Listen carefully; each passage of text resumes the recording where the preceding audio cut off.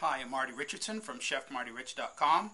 Welcome back to our daily tip series. We've been focusing on entertaining this month, and today's topic is setting up your self-service bar. One of your biggest time vampires of your party is going to be playing the bartender. Now, I say this all the time, but pre-party planning prevents panic. So, do yourself a favor, enjoy your own party, and set up a self-service bar.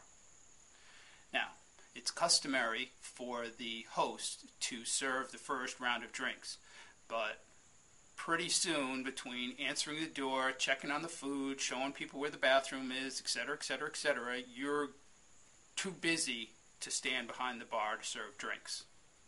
So, if you stock up a self-service bar, then you can leave the bar area and do all the other little tasks to make sure your party is going smoothly.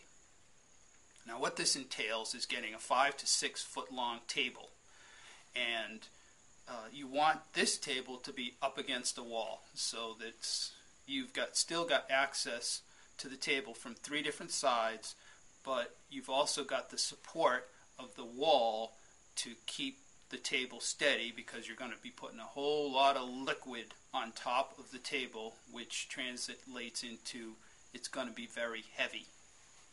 So you want to organize your self-serve bar like we were talking about with the food buffet line, in that you need to establish a flow.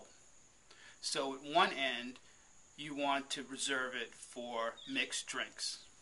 So you start with napkins, ice, and glasses. Now, right off the bat, I'm going to tell you, you will probably not have enough napkins, and you'll probably not have enough ice. So make sure you get twice as much as you think you're going to need so that you don't run out. Then after that's set up comes your assortment of liquors, then your mixers, then whatever bar tools that you're going to need, maybe corkscrews and your garnishes, things of that nature, stirrers, and that should take care of your mixed drink crowd.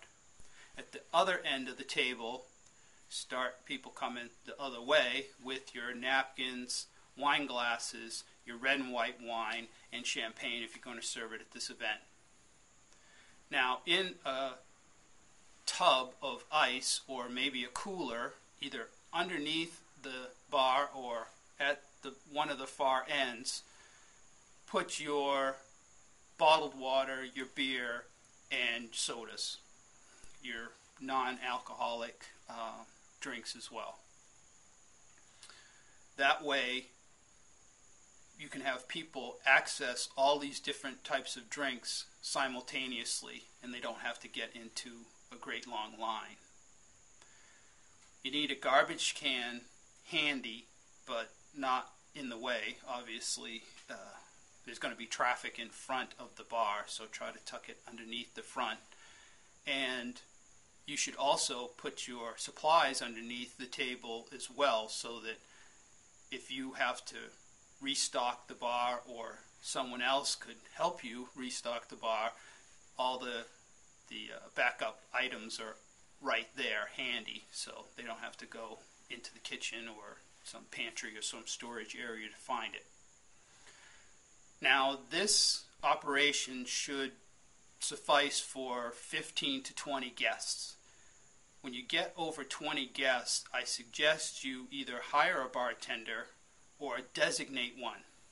Now, what happens with the designated bartender is that after a couple of rounds of drinks, they get tired, they get chatty, and they wander off. But that should be just fine, because you really only want to stem the initial tide of mixing drinks and serving people. Then you start getting into the dinner hour and whatnot, and things calm down after that. Now, one other thing I want to caution you about is have a towel or two handy for the inevitable spills. And you also want to have a plastic sheet underneath your tablecloth in order to protect the surface of your table or your sidebar or whatever you're placing your self-serve bar on. Okay, those are basic tips for setting up your self-serve bar. Tomorrow we're going to get a little bit more into the particulars of what should be in the bar and how much. And then after that we're going to get into food and wine pairing for another day or two.